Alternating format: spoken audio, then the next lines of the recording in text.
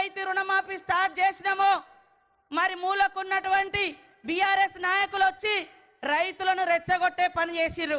అయ్యా నేను అడుగుతా ఉన్నా, 30,000 కోట్ల రుణాలు మాఫీ ఎందుకు చేయలేదని ఈ రోజు బయటకు వచ్చి మాట్లాడుతున్నారే.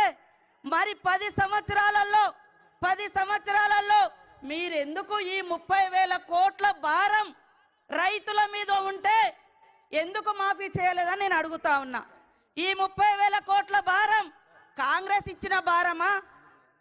ఈరోజు వచ్చి సంవత్సరం తిరగక ముందే మరి 18,000 కోట్ల రుణాలు మాఫీ చేసినాం. కానీ బీఆర్ఎస్ ప్రభుత్వ హయాంలో 2018 నుంచి 23 వరకు వాళ్ళు చేసింది 5 ఏళ్లలో కేవలం 11,000 కోట్ల రుణాలే. కానీ మన సీఎం మన ప్రభుత్వం మరి 25 రోజులలో ఇప్పటికే చేయడం జరిగింది. కాబట్టి ఒక దిక్కు అప్పులు, ఒక దిక్కు సంక్షేమం.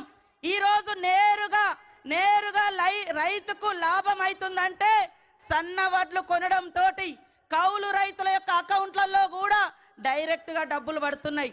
ఆనాడు ఉచిత కరెంటు ఈ రాష్ట్రంలో ప్రవేశపెట్టింది వైఎస్ఆర్ గారు. ఆనాడు సోనియమ్మ గారి ఆదేశం మేరకు ఏకకాలంలో దీర్ఘకాలిక రుణాలను మరి తాత్కాలిక రుణాలను కూడా మాఫీ చేసింది కూడా ఆనాడు కాంగ్రెసే. ఈ రోజు కూడా ఆ ఘనత కాంగ్రెస్ అని సందర్భంగా తెలియజేస్తా ఉన్నాను.